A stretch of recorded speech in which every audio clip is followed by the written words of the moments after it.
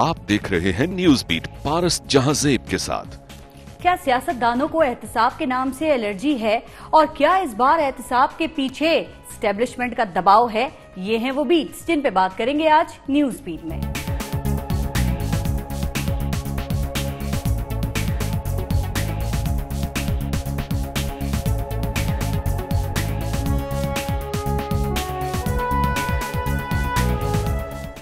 ईद बड़ा जबरदस्त त्योहार है। इसके आने से पहले ही इसका इंतजार शुरू हो जाता है, तैयारियां शुरू हो जाती हैं। नए कपड़े, नए जूते, चूड़ियां, मेहंदी, जेवरात वगैरह वगैरह, ये सब ईद की तैयारियों का हिस्सा है।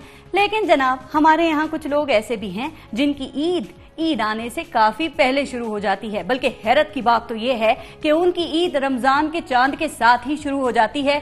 ये हैं हमारे ताजिर हजरात जो रमजान के बाबरकत महीने में महंगाई की बरकतों से माला माल हो जाते हैं। उनकी रमजान में चांदी हो जाती है और अवाम का तेल निकल जाता है। और चूंकि आजकल इंटरनेशनल मार्केट में तेल सस्ता है, इसलिए हुकूमत को अवाम के निकलते तेल की कोई फिक्र और कोई परवाह नहीं है। बहरहाल रमजान हो या ईद, हर मोड़ पर अवाम के सब्र का इम्तहान लिया जा रहा है। और हमारी अवाम सब्र का ये इम्तहान मुसलसल इसीलिए दे रही है कि उसको यकीन है कि सब्र का फल मीठा होता है। अब देखते हैं कि अवाम को सब्र की ये मिठाई कब मिलती है। बहरहाल ईद भी आ गई, बल्कि गुजर गई। अब दूसरा दिन है आज और कल तीसरा दिन होगा और इसके बाद पाकिस्तान के कुछ लोगों के लिए हर दिन पहले जैसा होगा।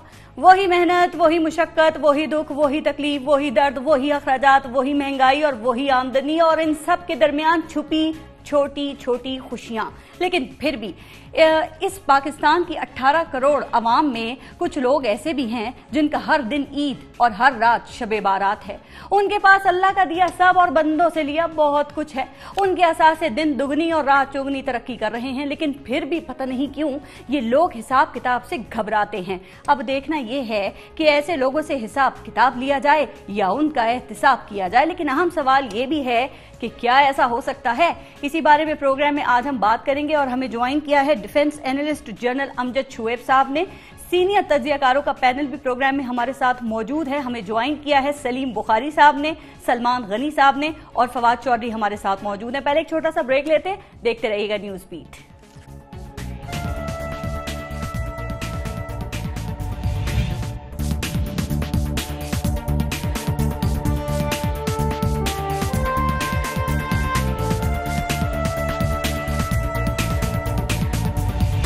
सलमान गनी साहब, आपसे शुरू करते हैं। हमारे यहाँ एहतसाब का नारा ये सियासी है, इंतजामी है या इंतकामी है? वैसे कुछ लोग कहते हैं साजिशी भी है। वो साजिश जो जमहूरियत के खिलाफ की जाती है, आपके ख्याल में असल हकीकत क्या है? देखिए, मैं समझता हूँ कि एहतसाब आज कौमी ज़रूरत है और इसकी सबसे जो मेरे नज़दीक अहमियत यह है कि जब कुछ अदारों के अंदर अज खुद एहतसाब शुरू हो गया हो, और इसमें ख़ास तौर पे मैं फ़ौज का नाम लूँगा कि फ़ौज के अंदर एहतसाब का सिलसिला शुरू हो गया है, जो लम्हा फ़िक्रिया पाकिस्तान के सियासतदानों के लिए। और बात यह कि जो जमहूरियत होती है उसमें जवाबदेही का अमल होता है, उसी में एहतसाब होता है, उसी में ज़िम्मेदारी का एहसास होता है। आज हमें देखना यह है कि मौजूदा हुकूमत बरसे इक़्तिदार जिन 4 नुकात पे आई थी उसमें एक एहतसाब का नारा भी था। उसमें आपको याद होगा कि पंजाब के चीफ मिनिस्टर शहबाज शरीफ साहब ने कहा था कि करप्शन और लूटमार करने वालों का एहतसाब हम सड़कों पे करेंगे। मुझे ये नजर आ रहा है कि अगर आज पाकिस्तान की सियासी हुकूमत ने, मुंतखब हुकूमत ने एहतसाब के नारे पे मौसर अमल दरामद ना किया और सियासतदान वाकई अपने आप को जवाबदेह ना समझा, तो फिर पाकिस्तान के अवाम भी निकलेंगे। सर, सूरत हाल ये है कि हमारे यहाँ एहतसाब के साथ इंतकाम का नाम जोड़ दिया जाता है ना। फिर ये कैसे साबित हो कि जो हो रहा है या जो होने वाला है वो सियासी नहीं, इंतकामी नहीं, एहतसाब है करप्ट लोगों का, मुल्क की दौलत लूटने वालों का, इख्तियारात के बेजा इस्तेमाल करने वालों का। देखिए पारिस, आप जो बात कह रही हैं कि इंतकाम की बात है, जब एहतसाब होता नजर आएगा तो वो जो इंतकाम का नारा लगाने वाले हैं उनकी जुबानें खुद बंद हो जाएंगी। बदकिस्मती ये रही है कि पाकिस्तान की 68 साल तारीख में एहतसाब के नारे लगते रहे हैं, एहतसाब होता नहीं रहा। और आपकी तारीख ये बताती है कि जिस शख्स ने पाकिस्तान को जितना जितना लूटा है उतने अहम मुनासिब पे रहा है। आपने एनआरओ किसके साथ किया था? एनआरओ का मुल्ज़म पाकिस्तान का सदर मुमलिकत कैसे बन गया था मैं समझता हूं कि पाकिस्तान के अगर आपने जमहूरियत चलानी है तो फिर जमहूरियत जवाबदेही के अमल का नाम है, एहतिसाब के अमल का नाम है, एहतिसाब का अमल शुरू करना पड़ेगा। सर फिर सवाल ये है कि जो इस वक्त आप एहतिसाब की बात कर रहे हैं, आपने काफी हुकूमतें देखी है ना पाकिस्तान ने, आपने उनका एहतिसाब भी देखा होगा, आपने उनके एहतिसाब के नारों को कवर भी किया होगा, तो क्या आपको लगता है कि ये जो अब एहतिसाब मिशन शुरू हुआ है ये बहुत ही संजीदा नौयत का है? देखिए, मैं अभी नहीं समझता संजीदा नौयत का है, लेकिन अब पाकिस्तान जिस नहज पे पहुंच गया है, जब हम ये बात कह रहे हैं कि हमने अपना हाउस इन ऑर्डर करना है, दहशतगर्दी और तखरीबकारी का सदेबाब करना है, तो पाकिस्तान के अंदर करप्शन का पैसा इस दहशतगर्दी में, ये मुआशी दहशतगर्दी पाकिस्तान के अंदर दहशतगर्दी के फरोग का बायस बनी है। किस किस का पैसा है, किन किन मकासद के तहत खर्च हुआ है, ये सारी चीजें अब सामने लानी पड़ेंगी। ठीक, सलीम बुखारी साहब, ये एहतिसाब करने की जिम्मेदारी क्या ये भी अब अस्करी क़यादत के हवाले कर दी गई है? और आपके ख्याल में क्या एहतिसाब सिर्फ सियासतदानों का होना चाहिए या दूसरी जो मुकद्दस गाय हैं उन पर भी हाथ डालना चाहिए ना, जैसे जर्नल्स हैं, जर्नलिस्ट हैं, जजेस हैं, या सिर्फ एहतिसाब जो है वो सियासतदानों का होगा, वहीं पर ज्यादा करप्शन है? बस पारस जी, आपने इतना लंबा सवाल करके मेरी मुश्किल बढ़ा दी है, मैं कोशिश करता हूं उसका जवाब देने की। पहली बात तो यह है कि सियासतदानों ने सियासतदानों का ना एहतिसाब कभी किया है, ना कर रहे हैं, ना कभी करेंगे। इसके बारे में किसी को अगर कोई इबहाम है तो मैं डायलॉग के लिए तैयार हूं।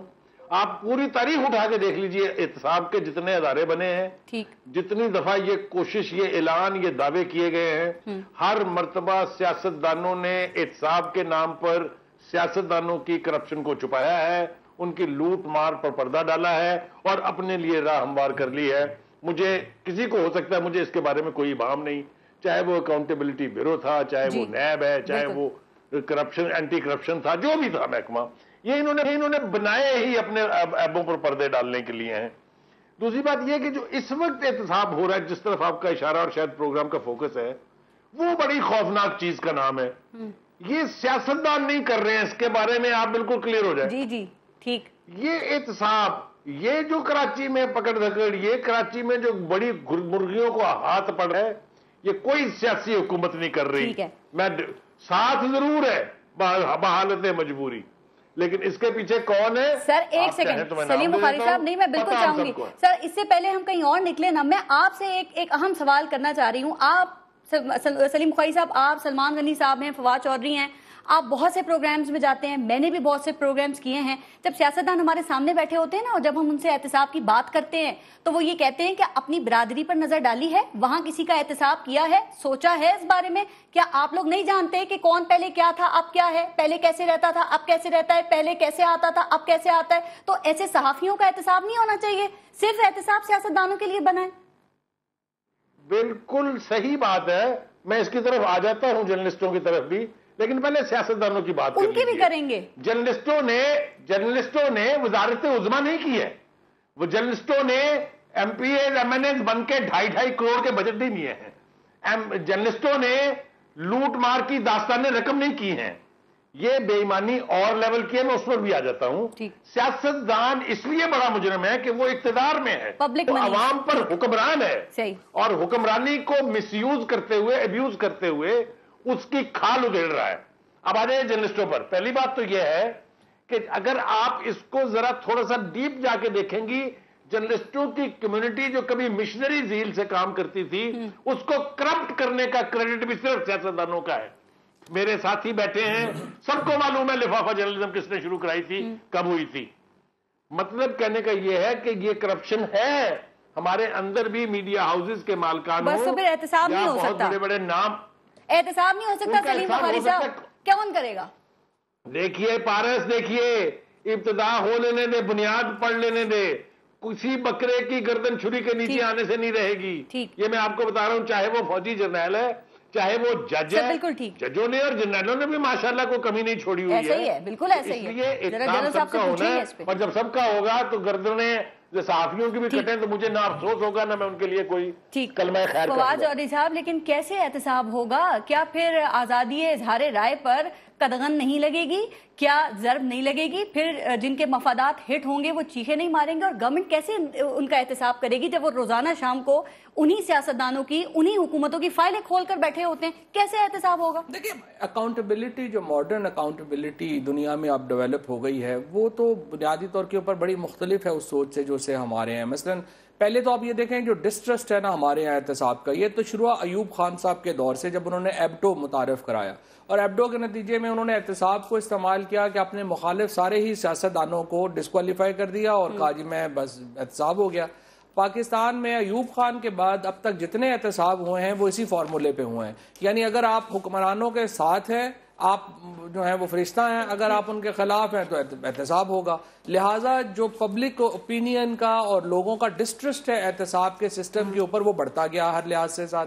और आज हम देखते हैं कि जो अकाउंटेबिलिटी का एक दूसरा नाम है वो सियासी इंतकाम बन गया। बिल्कुल। अच्छा, पिछले 5 साल में या 8 साल में रिवर्स हो गया। जब मिसाक जमहूरियत साइन हुआ 2001 में, उसके बाद ये मामला रिवर्स हो गया। उसके बाद हो गया कि ना आप हमारा एहतसाब करें ना हम आपका एहतसाब करेंगे, लिहाजा सारे जो है आपस में मिल गए, लिहाजा मुफाहमत हो गई और वो मिल गया। अब जो प्रॉब्लम आ रही है पाकिस्तान में, मसलन जो कराची की अगर आप सिचुएशन देखते हैं, वहां पे क्या हो रहा है कि वहां के जो सियासत है वो जुर्म की प्रोटेक्शन कर रही है जी। जुर्म जो है वो सियासत को वसाइल दे रहा है। अब एहतसाब कौन करे? एहतसाब तो लोगों ने कर दे के पार्लिमानी जमहूरियत में जो बार बार बात करती है हुकूमतें के अवाम एहतसाब करेंगे। अवाम एहतसाब के अगर जमहूरियत का एक हिस्सा इलेक्शन है और दूसरा हिस्सा दो है, एक तो पब्लिक अकाउंटेबिलिटी और दूसरी इंस्टीट्यूशनल अकाउंटेबिलिटी। आप देखें कि अगर वज़ीर आज़म कोई गलत बात करेगा तो जदीद जमहूरियत में ये होता है कि पार्लियामेंट उसका एहतसाब करती है। हमारे यहाँ पार्लियामेंट और एग्जीक्यूटिव एक दूसरे में मर्ज हो गए हैं, उनका आपस का कोई वो जो फर्क होना चाहिए वो है ही नहीं है। अच्छा, अब होता क्या है, मसलन आपको मैं दो सादे के बयान सुने ना आपने, देखें आप भी घूम फिर के बात कर रहे हैं सारी सियासतदानों पे। फवाद चौधरी साहब, सबकी बात आप क्यों नहीं करते? क्या जो अदालतें हैं वहां पर वो करप्शन से खाली है, वहाँ इख्तियारात का बेजा इस्तेमाल नहीं हो रहा? जजेस की सबसे बड़ी करप्शन है ना, जुडिशरी की सबसे बड़ी करप्शन वो इंडक्शन प्रोसेस है जजेस का। जजेस का इंडक्शन प्रोसेस बहुत ज्यादा फॉल्टी है, लेकिन इसको किसने ठीक करना है? पार्लियामान ने। कुछ नहीं, सियासतदान मजाक उड़ाते हैं, केस जीतना है ना तो वकील नहीं जज कर लो, पार्लियामान ने करना है ना, सियासतदानों ने ठीक करना है, उसको करना चाहिए ना ठीक। आप देखिए हो क्या रहा है, पीएसडीपी का पिछले साल का बजट था 1600 अरब रुपया, 2 लोगों ने बांटा, जनाब हमजा शहबाज शरीफ साहब ने और जनाब कैप्टन सफदर साहब ने। इस साल फिर खरबों रुपए का बजट है पीएसडीपी का, यही 2 लोग दोबारा तय कर रहे हैं। अब मसला ये आ जाता है कि जो पार्लियामान है वो पूछती नहीं वज़ीर आज़म साहब से कि जनाब आपने किस तरह अपने दामाद और भतीजे को लगा दिया ये करने के लिए। और जो आप जजेस की बात कर रहे हैं, पाकिस्तान का जुडिशल सिस्टम जो है वो दुनिया के बदतरीन जुडिशल 18वीं तरमीम की थी ना, पे क्या हुआ उसका कि फिर 19वीं तरमीम लानी पड़ गई थी। तो वो आप दबाव में आ गए ना, वो तो ब्लैकमेलिंग में आ गए, बस फिर तो बात ही खत्म। लेकिन अगर आप ब्लैकमेलिंग में आ जाएंगे तो आपके पास स्ट्रेंथ क्या? अगर आपके पास मॉरल स्ट्रेंथ होगी, कोई सुप्रीम कोर्ट या कोई चीफ ऑफ आर्मी स्टाफ आपको ब्लैकमेल नहीं कर सकता। ठीक, जनरल हमद शुएब साहब, हम एहतसाब को वेलकम क्यों नहीं करते? पाकिस्तान जिंदाबाद ये नारा सारे लगाते हैं, क्या एहतसाब पाकिस्तान जिंदाबाद के लिए जरूरी नहीं है? देखिए, पाकिस्तान के बका के लिए जो बहुत सारी हम बातें करते हैं, उनमें से ये बहुत ही अहम चीज़ है कि एहतसाब का एक निज़ाम बड़ा मजबूत किस्म का हो और एहतसाब अच्छी तरह हो। जो स्लोगन अभी जैसे फवाद भी बात कर रहे थे कि पॉलिटिशियंस कहते हैं कि अवाम एहतसाब करेंगे पॉलिटिशियन का क्योंकि इलेक्शन आते हैं, ये इससे बड़ा ढोंग और इससे बड़ी बकवास और कोई हो नहीं सकती। करप्शन एक जुर्म है, कत्ल एक जुर्म है, चोरी एक जुर्म है। उसके लिए 5 साल इंतजार नहीं किया जाता कि वोटों से इसका फैसला होगा। जुर्म के लिए ताजीरात बनी हुई है जिससे उसकी फौरन उनको कैद किया जाता है, अरेस्ट किया जाता है, हथकड़ियां लगाई जाती हैं और अदालतों में पहुंचाया जाता है उनको। ये आंखों में धूल झोंकते हैं वो मुर्दार लोग जो ये बार बार लोगों को जा जाके बच्चों को बताते हैं कि जी ये एहतसाब हमारा तो अवाम करते हैं। इससे बड़ा झूठ और कोई है ही नहीं। उन लोगों को जिनको चौराहों में खड़े करके जूते लगाने चाहिए, उनका अवाम कैसे एहतसाब करेंगे? तो ये चीज खत्म होनी चाहिए। सर ये तो हो जाएगी। दूसरी बात ये कि जो ये कहता है, जर्नैलों की भी बात करते हैं, वो कहते हैं फौज को अपने अंदर करप्शन नजर नहीं आती। अभी सलीम बुखारी साहब ने भी बात की। हर वो शख्स जो अपनी करप्शन को छुपाना चाहता है वो दूसरे की बात करता है। मैं ये कहता हूं कि चलो किसी का तो शुरू हो ना पहले। अगर सियासतदान का शुरू हो जाता है तो कल सियासतदान को अकल आएगी कि यार मुझे भी दूसरों का करना चाहिए। सर फौज में हो रहा है। मुझे तो ये सीन देखने को मिलता है कि रहमान मलिक मतलब मियां नवाज शरीफ की मनी लॉन्ड्रिंग के इतने फाइलों के पलंदे लेके बैठ जाता है, तकरीर करता है, वहां पे बैठ के एक वो आपकी प्रेस कॉन्फ्रेंस करता है, 2 दिन वो लगातार ड्रामा दिखाता है, उसके बाद वो फाइलें उठा के बगल में रख के चला जाता है। सर चले ये पहले रहमान मलिक को जूते लगने चाहिए कि भाई तूने अगर तेरे पास सबूत था तूने ट्रायल क्यों नहीं किया। और सारे ये जब वक्त आता है तो एक दूसरे के सबूत लेके बैठते हैं, बिल्कुल ट्रायल के वक्त पे घर चले जाते हैं। जरा एक बात बता दे, देखिए जो बात फौज के हवाले से हुई, देखिए मुझे भी पता है, हम जो बैठे हम सभी ये पता है कि फौज में जो एहतिसाब का निजाम है वो बहुत सख्त है और ये निजाम इस वक्त काम कर रहा है, लेकिन उस निजाम से जो सजा याफ्ता लोग हैं उन्हें सामने क्यों नहीं लाया जाता, ताकि फिर आपसे जवाब नहीं मांगेंगे ना। लोग कहेंगे फौज अपने अंदर करप्ट लोगों का ये हाल करती है तो किसी को क्या छोड़ेगी। फिर मैं आपको वजाहत करता हूँ। देखिए बात यह है कि फौज के अंदर अपने एहतिसाब का निजाम मौजूद है और वो एक लेवल तक बिल्कुल फर्स्ट क्लास काम कर रहा है, ठीक। लेकिन जब चीफ ऑफ आर्मी स्टाफ और प्रेसिडेंट ऑफ पाकिस्तान एक ओहदा बन जाता है, उसकी आर्मी के ऊपर नजर बड़ी कम रह जाती है और फिर उसकी मसलतें सियासतदानों के साथ मिलके वो करप्शन टॉलरेट कर रहा होता है, सियासतदान की भी, वो फौज के अफसर की भी करनी शुरू कर देता है।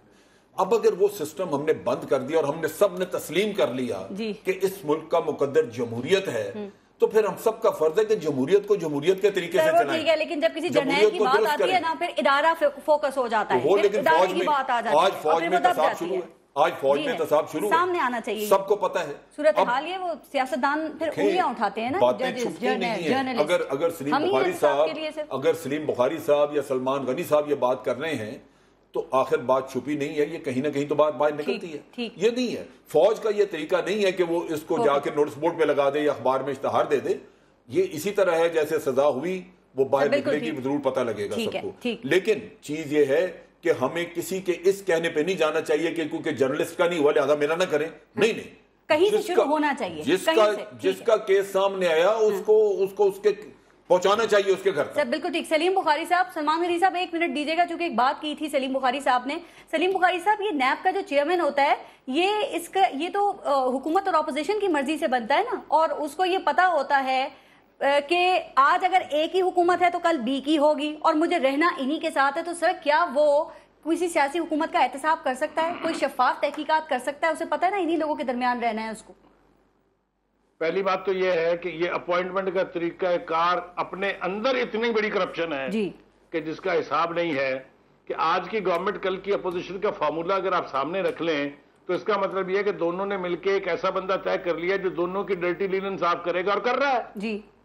मुझे ये बताइए कि अमेरिका में देख लीजिए, बरतानिया में देख लीजिए, जिन अदारे इंडिपेंडेंट है, जिनको इंडिपेंडेंटली ऑपरेट करना है, चाहे हुकूमत है, चाहे अपोजिशन है, चाहे जर्नलिस्ट है, चाहे जर्नैल है, उसकी हेयरिंग अगर इस तरह मुफाहमत से होगी तो जो मुफाहमत की सियासत ने पाकिस्तान को दिया है वही वो हमारा नैब का बेचारा चेयरमैन देगा, क्योंकि उसकी अपनी जिंदगी की नसें तो लटकी हुई हैं अपोजिशन के यानी लीडर और हुकूमत के वजीर आजम पर।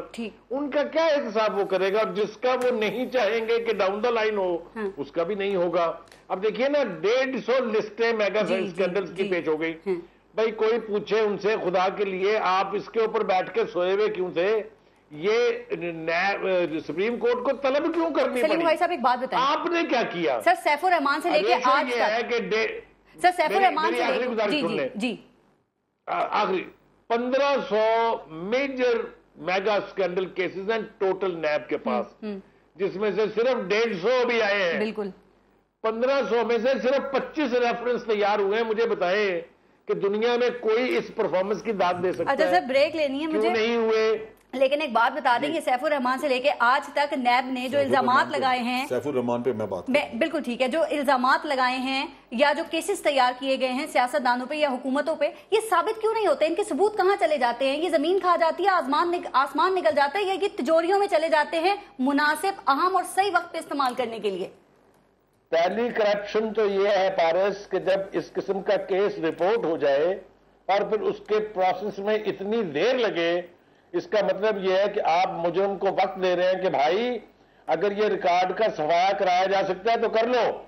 ये मैं समझता हूं एक क्रिमिनल निगलेक्ट है कि आप मुजरिम को इतना वक्त दें कि वो अपना असर रसूख, अपनी पावर को इस्तेमाल करते हुए तमाम सबूत, तमाम गवाहियां जो है उनको एलिमिनेट कर दें।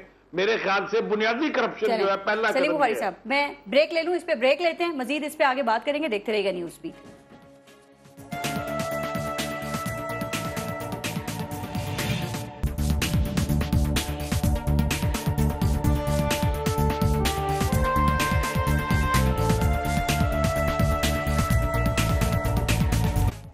सलमान गनी साहब, जो अभी ब्रेक से पहले बात हो रही थी, हालात को देखते हुए क्या आपको जमहूरियत खतरे में लग रही है? सलमान गनी साहब से सवाल करिए। सलमान गनी साहब, क्या आपको जमहूरियत खतरे में लग रही है? क्योंकि जब भी एहतिसाब की बात होती है तो या नैब की लिस्टें आए, कार्रवाई का खदशा हो या चेहरे बेनकाब होने का डर हो, तो खतरे में पड़ जाती है ना हमारे यहाँ जमहूरियत। तो ये जमहूरियत कब और कैसे निकलेगी या खतरे में ही पड़ी रहेगी? देखिए, पारस से मुझे तो कोई जमहूरियत खतरे में नजर नहीं आ रही। अलबत्ता जो बड़े बड़े मगरमच्छ हैं जो अदारों के अंदर हैं या हुकूमतों के अंदर है, उनकी आप ईद जरूर खराब कर रही हैं। लेकिन इसमें जो बात हो रही है सियासतदानों के एहतसाब की और अदारों के एहतसाब की, इस पर मैं एक बात जरूर कहना चाहता हूँ। आपको याद होगा कि अभी फवाद साहब ने जब चार्टर ऑफ डेमोक्रेसी की बात की तो चार्टर ऑफ डेमोक्रेसी में एक एहतसाब कमीशन की तश्कील की बात की गई थी। और आपकी कौमी असम्बली में 32 मजालस से कायमा की मीटिंग्स हुई, लेकिन एहतसाब कमीशन ना बन सका। मैं समझता हूँ कि अगर बर वक्त नहीं हुआ, अभी भी 2 साल हो गए हैं। सिर्फ 1 मिनट मुझे दे दे कि अगर एहतसाब कमीशन बना होता तो आज तमाम पाकिस्तान के सियासतदानों पे ये इल्जामात ना लगते। जहां तक आपने अदारों की बात की है, आपको पता है कि आज के अखबारात में फौज और उसके मुतलका अदारों के जो टेंडर नोटिस और दीगर जो इश्तहारात छपे हैं, उनके ऊपर एक पट्टी है।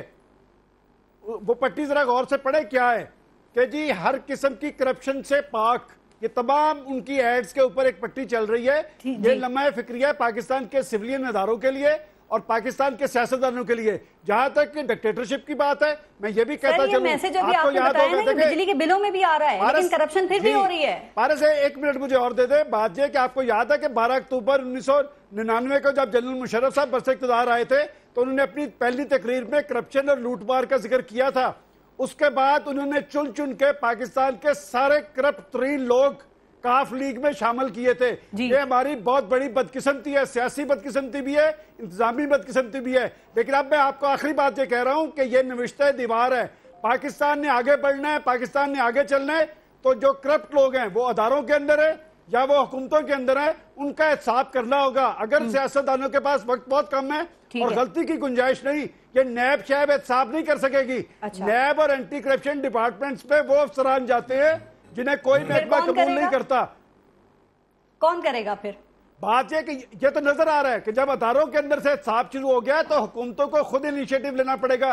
ये जो 150 लोगों की लिस्ट गई है नैब में, मैं एक बात कहूं, आप कहेंगे ये बड़ी हटके बात कर रहे हैं, ये कहीं कुछ लोगों को नाता धोता तो नहीं करना कि बात यह कि कंसेंसस है बना हुआ चेयरमैन वो भी निकल जाएगा इस मसले से और सियासतदानों को भी निकाल देगा। मैं समझता हूं कि अब नई सदी के नए तकाज़े हैं, पाकिस्तान ने आगे की तरफ जाना है। इस खतरे से निकलकर जमहूरियत को मजबूत करने के मूड में नजर आ रही हैं। फिर मैं वही बात कर रही थी, लेकिन अभी आपने कहा, आप ही के पॉइंट को लेकर फवाद चौधरी साहब के पास चलते। फवाद चौधरी साहब, सलमान गनी साहब कह रहे हैं कि जमहूरियत को कोई खतरा नहीं है। ये जो 150 मेगा करप्शन स्कैंडल्स आए हैं, आपने देखा पीपल्स पार्टी तो भागने के नए रास्ते तलाश कर रही है। इसके बाद नून लीग अपनी फाइल्स लेके मैदान में आ गई कि 91 के आसपास जो हमने कर्जे लिए थे वो हमने दिसंबर 2014 में अदा कर दिए।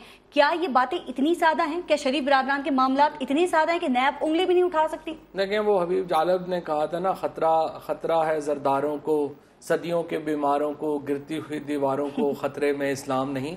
ये जमहूरियत को खतरा नहीं है कोई भी। जो भी पाकिस्तान में भी बड़े पसंदीदा हैं जालिब साहब थे, जब से आप दोबारा बने, आप माशाल्लाह बोल रहे हैं। ट्रांसपेरेंसी किधर है? पिछले दौर में तो हम बहुत सुनते थे शफाफियत की बातें। अब वही ना, पाकिस्तान में यही प्रॉब्लम आ रही है कि जो पॉलिटिकल अकाउंटेबिलिटी है वो तो ना होने के बराबर है। अब आप देखें कि इन चीफ मिनिस्टर साहिबान से, जो 2 लोग तो चीफ मिनिस्टर 7 साल से हैं, कायम अली शाह और शहबाज शरीफ साहब, इन दोनों से तो किसी ने सवाल ही नहीं कर रहा भाई कि इतने पैसे वहां पे गए थे वो किधर गए हैं और आपने क्या अपनी बेहतरी लाए हैं उन पैसों से, क्योंकि ये बहुत ही बड़ी अमाउंट्स हैं जो इन दोनों सूबों में गई हैं और दोनों सूबों में फ्रैंकली उसके पैरेलल जो तरक्की है वो बिल्कुल नहीं हुई। 52% ऑफ टोटल जो आपका डेवलपमेंट बजट है वो मुसलसल तीसरा साल है सवाल इनसे पूछने चाहिए। लेकिन एक चीज और बताएं, मैं आपसे पूछना चाह रही हूँ, इसको जरा आपके पॉइंट को आगे लेके चलेंगे कि ये नैब ज़्यादा लोग जो हैं ये असेंबलियों में आ कैसे जाते हैं? ये जो प्ली बार्गेनिंग है, कोई वॉशिंग मशीन है जिससे ये साफ हो जाते हैं, जैसे हमजा शहबाज और भी बहुत से सियासतदान साफ होके आके बैठ गए। बार्गेन जो है वो तो खैर 10 साल के लिए होती है ना, वो उसके बाद जो है वो आते हैं। लेकिन सर उसका मतलब क्या है प्ली बार्गेनिंग का?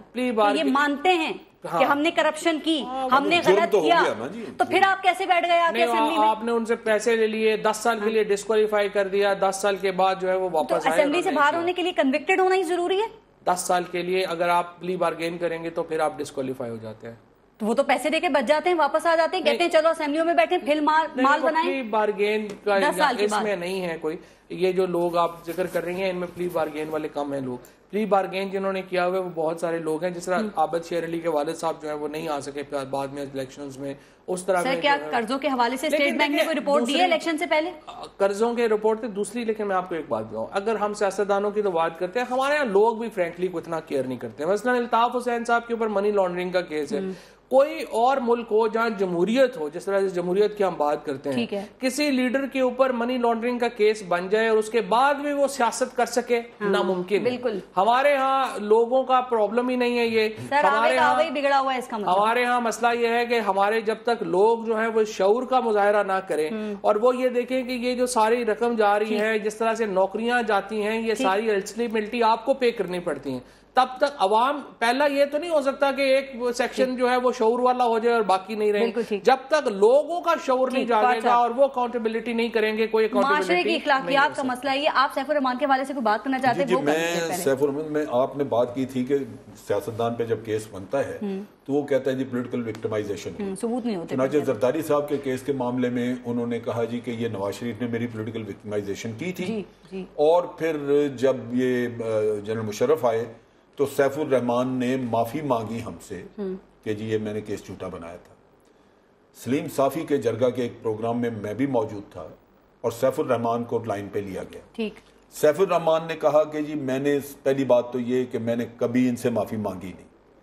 दूसरा, मैं हल्फिया कुरान करीम पे हाथ रख के कहता हूं कि मैंने ये बड़ी मेहनत से केस तैयार किया था, ये केस 100% दुरुस्त था और इसमें किसी किस्म की कोई विक्टिमाइजेशन नहीं थी। कहने का मतलब ये है, था ना, तो जेल में क्यों रखा? आप प्रूफ करते। जब वो कह रहे 100% केस दुरुस्त था जरदारी साहब को, तो आप प्रूफ करते, आपने जेल में रखा हो। जब ये केस बाहर चल रहा था और हुकूमत पाकिस्तान ने इस पे कहा कि जी हमें भी पार्टी बनाया जाए और पार्टी बना दिया गया, फिर नैब ने जाके वहां को सारा 1.25 अरब रुपया खर्च किया इन्होंने, जो वकील करते रहे और खुद जा जाके ठहरते रहे। लेकिन ये एनआरओ का तोहफा था, उनको मिला कि वो केस वापस हो गया। एनआरओ भी इन्हीं लोगों ने निगोशिएट किया और हमारे मोहतरम जनरल साहब ने दिया उसका। सो कहने की बात यह है कि अगर तो मसलतों में आप चले जाएं या इनके ये बहाने सुनते रहें तो करप्शन का तो आप कुछ नहीं कर सकते। एनआरओ के बाद ही तो उन्होंने सरे महल को कबूल किया था ना। तो अब सवाल ये है कि क्या ये चीज जो है ये आज अगर ये कोई कहे कि मेरी विक्टिमाइजेशन हो रही है तो कम से कम मैं मानने के लिए तैयार नहीं। केस जेन्युइन बनता है, विक्टिमाइजेशन वाला किस्सा जो है वो बाद में साबित होगा अगर वाकई केस साबित नहीं होता। सर फिर अब जनरल साहब ये बताएं कि क्या नैब के रूल्स में या एहतिसाब के तरीकेकार में या जो लोग करप्ट हैं, चाहे वो प्ली बार्गेनिंग करे या फिर उनके करप्शन के इल्जामात हो, क्या उनके लिए कोई लाहेअमल नहीं बनना चाहिए कि लोगों को ये पता हो कि ये वो लोग हैं जिन्होंने हुक्मरानी का नाजायज फायदा उठाया है? क्या ऐसा हो सकता है आपके ख्याल में? कोई सियासी और जमहूरी हुकूमत कर सकती है? देखिए कुछ भी नहीं हो सकता। ये जो अभी नैब है ना आपके पास, इसके जरिए एहतिसाब नहीं हो सकता। उसकी बुनियादी वजूहात है। आमरों ने आके कर लिया था एहतिसाब ऐसे? नहीं, आप आमिर को कहें या जिसका भी कहें, मैं तो ये कहता हूं कि ये नैब खराब ही आमिर के दौर में हुआ। ये जब आपने पॉलिटिशियंस को की आर्म ट्विस्टिंग करके उनको नैब दिखा के तो इधर अपने पार्टी बनाई, तो नैब का किबला गलत हो चुका हुआ था। लेकिन उसके बाद जो मजीद तबाही हुई वो पिछले 7 सालों में इस तरह हुई कि इसकी रूट्स तक को तबाह किया गया। आज अगर नैब में आप चेयरमैन उठा के कोई आसमान से भी ला के बैठा दें तो नीचे इतना तबका खराब भर्ती हो चुका हुआ है, यानी आप सोच नहीं सकते कि लोगों ने किस तरह अपने अपने बच्चे बरखुरदार वहां पे बिठाए हैं कि भाई मेरे केस का एपीके की जो नैब का इन्होंने नया प्रोसेस बनाया वो बहुत बेहतर है ये पाकिस्तान के नैब से। मेरा ख्याल है कि जो कानून के एतबार से अगर आप देखें तो केपीके का नैब जो है वो बहुत ज्यादा इंडिपेंडेंट और वो तो जाहिर भी ठीक है। लेकिन देखिए नैब के चेयरमैन को कोई बाहर से भी कितना भी सपोर्ट करे तो वो एक हद तक ही सपोर्ट करेंगे ना कार्रवाई के लिए। बर्बाद हो गया सलीम बुखारी साहब, सर फिर अब मसला ये है कि हम भूल जाएं कि हमें कभी नीट एंड क्लीन लोग भी मिल पाएंगे। ये एहतिसाब फिर कैसे होना चाहिए, किसे करना चाहिए और कहां से शुरू करें? मसला तो वही है ना, ऐसे नहीं हो सकता और वैसे नहीं हो सकता। तो बताएं कैसे हो सकता है? पहली बात तो ये है कि ये जो सियासतदान है इनका ये कहना जो है कि जिस जमहूरियत खतरे में है, जब भी उनके ऊपर हाथ पड़ने लगता है एक तो इस नॉनसेंसिकल रिएक्शन को दरगुजर करना चाहिए। ठीक। जमहूरियत को इस मुल्क में कभी किसी और से खतरा नहीं रहा, सिर्फ सियासतदानों से खतरा रहा है। सियासतदानों की नाअहली, उनकी बेअमली ने हमेशा सिल्वर प्लेटर पर रख के फौजी आमरों को इख्तियार दिया है। मैं इसके बारे में मुझे कोई इबाम नहीं है, जिससे मर्जी मेरी डिबेट करा लें। ये फौजियों को लाने वाले हमारे सियासतदान हैं, इनमें कोई और नहीं है। एक बात। दूसरी बात ये कि जमहूरियत को खतरा इस बात से है। आपको मेरी आवाज आ रही है? जी बिल्कुल आ रही है, बात कीजिए। जी जी सलीम बुखारी साहब। जी सलीम बुखारी साहब, सलीम बुखारी साहब से मैं लेती हूँ आप जो बात करें, लेकिन सलमान गनी साहब, अब मसला एक और भी है ना कि देखा यह जा रहा है कि जो करप्शन के वजह से एएनपी और पाकिस्तान पीपल्स पार्टी है वो मुख्तसर हो गई हैं, तो ऐसे ही इल्जामात पाकिस्तान मुस्लिम लीग नून के ऊपर भी हैं, तो क्या आप मुस्लिम लीग नून का मुस्तकबिल पाकिस्तान पीपल्स पार्टी से कुछ मुख्तलिफ देखते हैं? हो सकता है? देखिए पारिस, ये मुस्लिम लीग नून हो, एएनपी हो, एमक्यूएम हो, जमात इस्लामी हो, वो एक कहा ना कि जिन्ना खादियां गाजरां ते टेडो ना दे पीड़। मसला ये है कि आप हालात का रुख देखें क्या है कि पाकिस्तान की जड़ें हिला दी है इन करप्ट लोगों ने। मुझे याद पड़ता है कि शहबाज शरीफ साहब ने जब दूसरी दफा वजीर आला का हलफ उठाया तो उन्होंने एक बड़ी दिलचस्प बात की थी। अभी फवाद साहब भी डेवलपमेंट फंड का जिक्र कर रहे थे। जिस मुल्क के डेवलपमेंट फंड में से 50% सिर्फ कमीशन में चला जाता हो, उस मुल्क ने क्या तरक्की करनी है? आप देखें कि दुनिया के उन मुमालिक ने तरक्की की है जहां पर डेमोक्रेसी थी, और पाकिस्तान के अंदर जब जमहूरियत आती है तो करप्शन का दौरा होता है। मैं समझता हूँ आपने भी एक सवाल किया था कि ये लोग कैसे असेंबलियों में आ जाते हैं। देखिए ये पूरे एक माफियाज हैं, और ये माफियाज जो है ये एक पार्टी में नहीं, ये सारी पार्टीज के अंदर है। जब ये धांधली की खान साहब बात कर रहे थे, मैंने उस वक्त भी कहा था कि खान साहब मुनज़्ज़म धांधली नहीं हुई। हर पार्टी के अंदर बड़े बड़े असर रसूख के अमल लोग होते हैं जो इलेक्शन कमीशन को भी मैनेज करते हैं, मुकामी एडमिनिस्ट्रेशन को भी मैनेज करती है। मैं समझता हूँ जो काम देखिए पारस, जो काम फौज के अंदर शुरू हुआ है पाकिस्तान के सिविलियन इदारों के अंदर भी होना चाहिए, और सियासतदानों को निश्चित दीवार पढ़ लेना चाहिए। मुल्क ने आगे जाना है, और जो लोग करप्ट हैं उनके गिर्द कानून का शिकंजा कसा जाना है, वो बच नहीं सकते। ठीक, फवाद चौधरी साहब, अगर ऐसा हो तो क्या फिर मुल्क से जो लूटी हुई दौलत है जो बाहर है वो वापस आ जाएगी? देखिए इसके ऊपर तो बड़ा प्रॉब्लम है, लेकिन मुझे यूं लगता है कि पाकिस्तान में डायरेक्शन जो है वो सही है।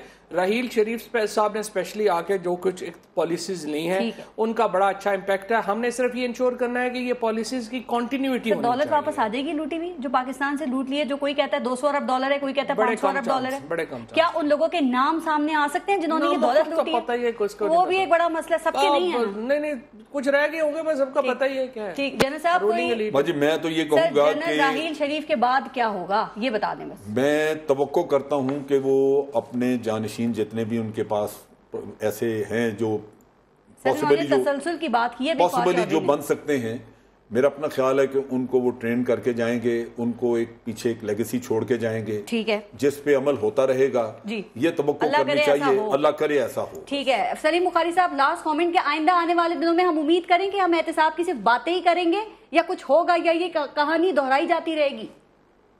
अगर तो ये अमल जारी रहा जो इस वक्त हम देख रहे हैं, जिसमें सियासतदानों का कोई क्रेडिट नहीं है, जो जनरल राहील शरीफ जिस तरह मेरे दूसरे साथियों ने कहा वही इसके पीछे है।